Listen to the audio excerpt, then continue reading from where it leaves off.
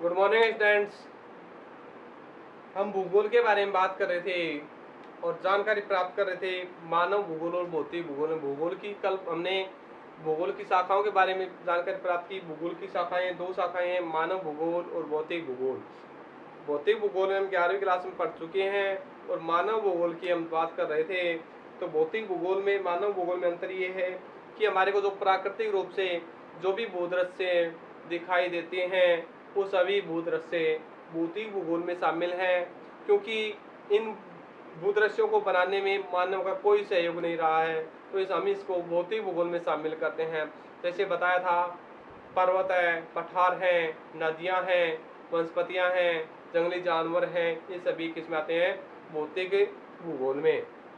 पर मनुष्य ने अपने विकास के लिए, मानव ने अपने विकास के लिए गति प्रदान की और अपनी बुद्धि क्षमता के आधार पर अपना विकास करने के लिए, अपने आगे बढ़ाने के लिए इनमें से उपयोगी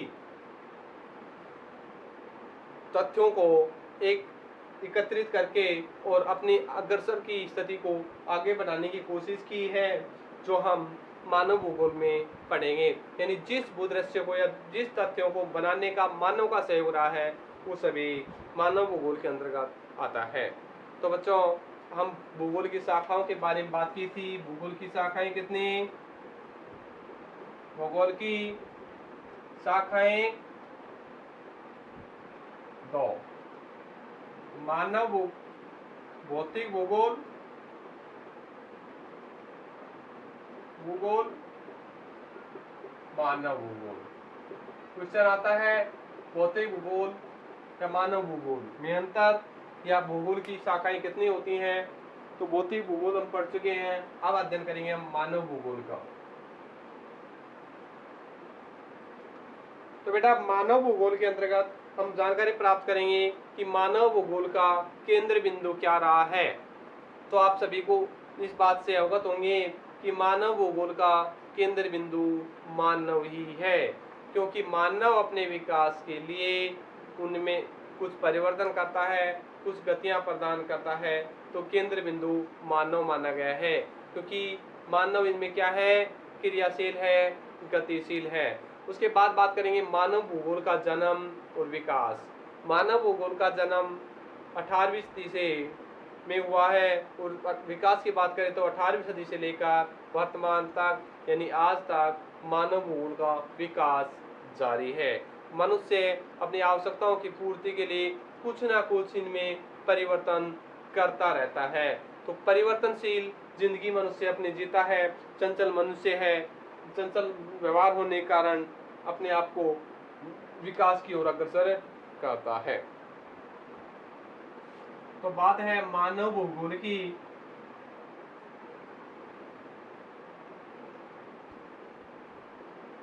तो मानव भूगोल का केंद्र बिंदु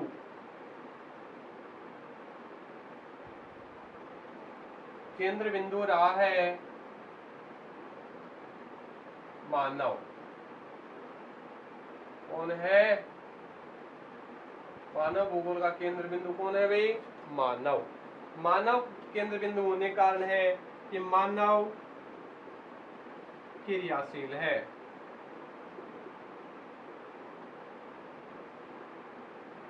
क्रियाशील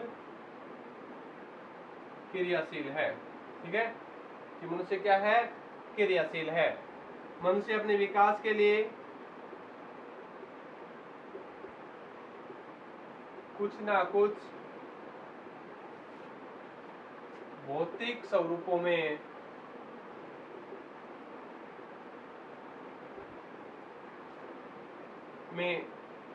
परिवर्तन करता है। मनुष्य क्या करता है? अपने विकास के लिए भौतिक स्वरूपों में कुछ ना कुछ क्या करता रहता है? परिवर्तन। तो केंद्र बिंदु क्या रहा? मानव। क्या रहा? मानव। अब बात करते हैं मानव भूगोल के विकास की या जन्म की।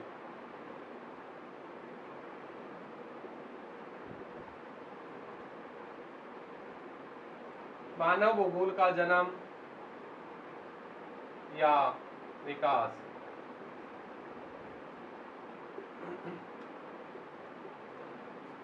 18वीं सदी में जन्म हुआ। 18वीं सदी से और विकास की बात करें 18वीं सदी से वर्तमान तक यानी आज तक। तो मानव भूगोल का जन्म या विकास 18वीं शताब्दी से वर्तमान तक यानी आज तक है। तो इस कारण इन्हें आधुनिक भूगोल कहा गया है। क्या कहा गया है? आधुनिक भूगोल।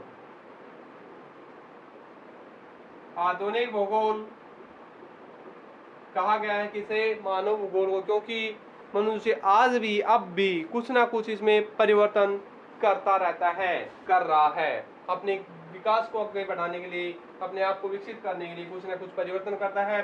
और आधुनिक भूगोल का जनक है, आपको पहले बताया था मैंने, फ्रेडरिक रेटजेल। कौन है? Friedrich Ratzel. तो आधुनिक भूगोल के जनक है फ्रेडरिक रेटजेल। फ्रेडरिक रेटजेल की एक पुस्तक है एंथ्रोपोजोग्राफी। क्या है? एंथ्रोपोजोग्राफी। एंथ्रोपोजोग्राफी में इसका वर्णन किया गया है। तो फ्रेडरिक रेटजेल की पुस्तक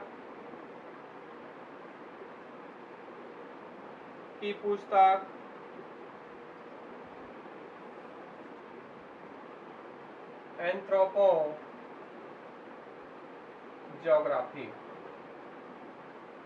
कौन सी है? एंथ्रोपोजोग्राफी। ठीक है। तो मानव भूगोल का केंद्र बिंदु क्या है? मानव भूगोल का जन्म और विकास 18वीं शताब्दी से वर्तमान तक। आधुनिक भूगोल का इस कारण वर्तमान तक होने के कारण आज भी परिवर्तन हो रहा है, इस कारण आधुनिक भूगोल कहा है। इसके जनक है फ्रेडरिक रेटजेल। फ्रेडरिक रेटजेल की पुस्तक है एंथ्रोपोजोग्राफी।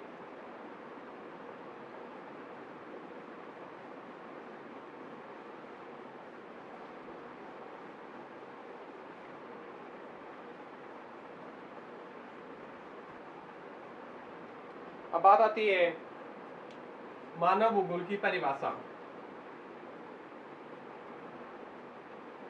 मानव भूगोल की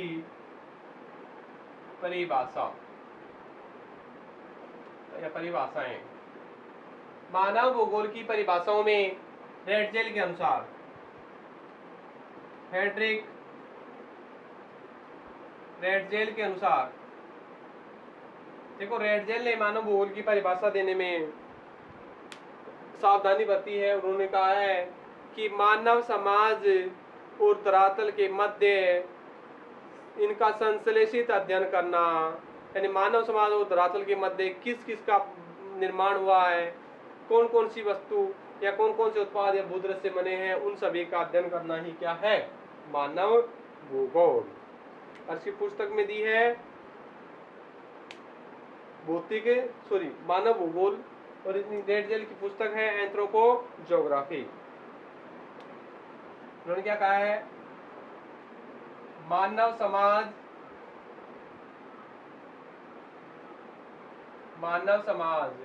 और धरातल के मध्य संश्लेषित यानी निर्मित या बना हुआ इनका संश्लेषित क्या करना है? अध्ययन करना है। ठीक है। तो फ्रेडरिक रेटजेल क्या कहता है? मानव समाज और धरातल के मध्य संश्लेषित अध्ययन करना ही मानव भूगोल है।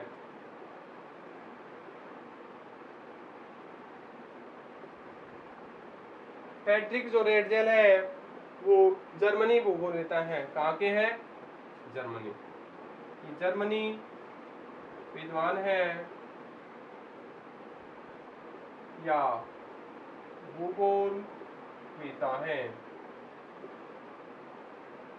एक इनकी शिष्या होती है कुमारी एलन सेम्पाल। फ्रेडरिक रेडजेल की एक शिष्या होते हैं कुमारी एलन सैम्पल, वो अमेरिकी भूगोलवेत्ता है। कहाँ की हैं? अमेरिकी भूगोलवेत्ता है।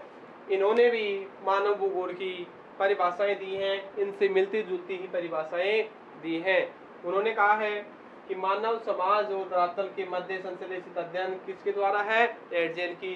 पर उन्होंने कहा है चंचल मानव, जो भी परिवर्तन होगा, जो भी क्रियाएं होंगी, तो मनुष्य कैसा होगा? चंचल स्वभाव का। तो चंचल मानव और अस्थायी पृथ्वी के मध्य जो भी अध्ययन किया जाता है वो मानव भूगोल के अंतर्गत आता है।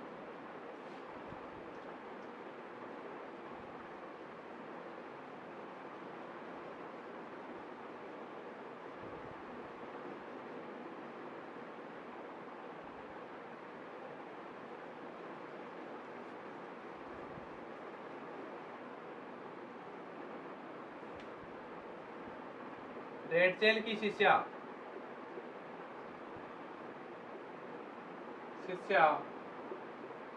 एलन के अनुसार, एलन सैम्पल के अनुसार कहाँ की है? ये अमेरिका की। इन्होंने कहा है चंचल मानव और अस्थायी पृथ्वी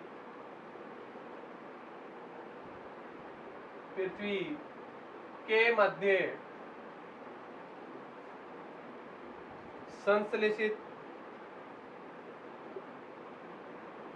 अध्ययन करना क्या है? मानव भूगोल है। क्या है? मानव भूगोल। इन्होंने कहा है, रेडजेल की शिष्या एलन सैम्पल ने, अमेरिकी भूगोलवेत्ता है। इन्होंने कहा कि चंचल मानव और अस्थायी पृथ्वी। देखो, मानव समाज था, उसमें पृथ्वी थी, इसमें क्या जोड़ दिया? चंचल, गतिशील, और ये अस्थायी। यानी उसने क्या कहा? गतिशील के मध्य होने वाले परिवर्तन,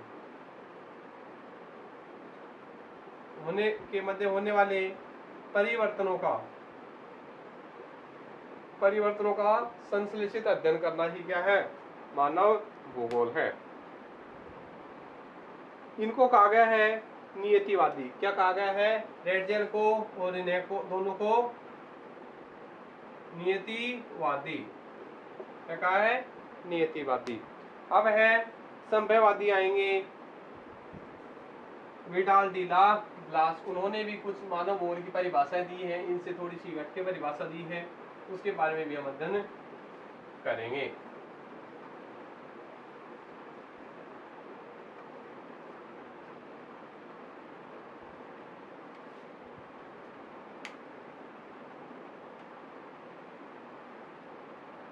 उन्होंने कहा है कि मानव भूगोल पृथ्वी और समाज के पारस्परिक संबंधों का नया विचार है। उन्हें विडाल डी ला ब्लास, ये है फ्रांस के। कहाँ के हैं? फ्रांस के। इन्होंने कहा है मानव भूगोल मानव और पृथ्वी के मध्य पारस्परिक संबंधों का नया विचार है। क्या है? मानव भूगोल के अंतर्गत मानव समाज और पृथ्वी के मध्य पारस्परिक संबंधों का नया विचार है, जिसमें पृथ्वी को नियंत्रित करने वाले भौतिक नियम, जिसमें पृथ्वी को नियंत्रित करने वाले भौतिक नियमों एवं पृथ्वी पर निवास करने वाले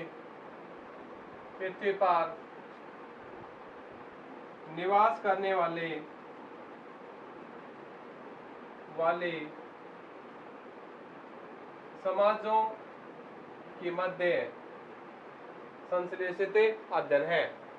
तो रेडजेल की परिभाषा और कुमार एलन सैंपल की परिभाषा समान है। संभववादी कहा है, विडाल डी लाप्लास को, सॉरी उसको निश्चयवादी नियतवादी कहा है, संभववादी, इन्हें क्या कहा है, संभववादी।